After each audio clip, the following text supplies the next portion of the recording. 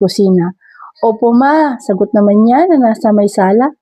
Agad na tumungo ang ina sa kinaroroonan niya. Kumusta ang interview mo, anak? Tanong ng ina na. Ma, natanggap po ako. Hindi napigilan ang sariling sigaw niya na pagbabalita sa ina. Talaga anak, naku salamat naman sa Diyos. Opo ma, kaya kung maaari, wag na po kayong tumuloy sa pagtatrabaho sa manggahan. Dumito na lang kayo sa bahay para hindi kayo mapagod. Alam niyo ba na production manager ako ma? Todong ngiting dagdag pa niya. Nako, hindi pwede yun anak. Kailangan pa rin magtrabaho ni mama. Pandagdag na din sa mga gastusin natin at saka kapag nagsimula na sa pag-aaral ang mga kapatid mo, ay ako na lang ang maiwan dito. Mas maganda na yung may ginagawa. Sige po ma, kayo po ang bahala. Sige po, ihanda ko ng hapunan natin. Nakapagluto na po ako at tatawagin ko na rin po ang dalawa kong kapatid. Dito din maghapunan sina Tito.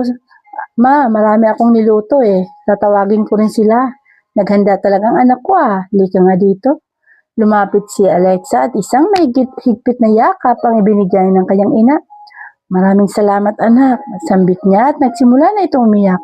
Ma, huwag po niyong simulan yan. Baka masira yung maganda po niyong mukha. Patawa ni Alexa para hindi matuloy ang pag-iyak ng ina. Mahal na mahal ko po kayo ma. Alam niyo yan. Pati ng mga kapatid ko. At niyakap niya din ng maigpit ang kanyang ina. Unang araw ni Alexa sa Subserve Company, excited siya na maipakilala sa mga tauhan ng kumpanya, lalo na mga tauhan sa factory na yun. Maaga siyang naghanda para dito at kailangan niyang paghandaan lahat ng mga maaaring mangyari ngayon na magsisimula na siya. Nang makarating siya sa opisina, isang magiliw na guard ang sumalubong sa kanya. Magandang umaga po ma'am. Masayang bati dito. Magandang umaga din po manong. Good luck po sa unang araw ng inyong pagtatrabaho dito. Naibalita na pala. Maraming salamat po manong. Nasabi na po ni Sir Raymond na sa akin kahapon. Kaya nakilala ko po kayo agad. Nakangiting sambit ng guard.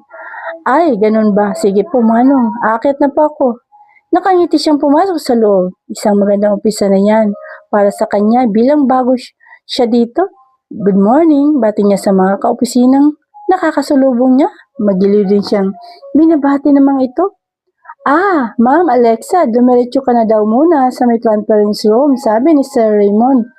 Sabi sa kanya ng isa sa mga kaopisina niya, sunod na lang po kayo sa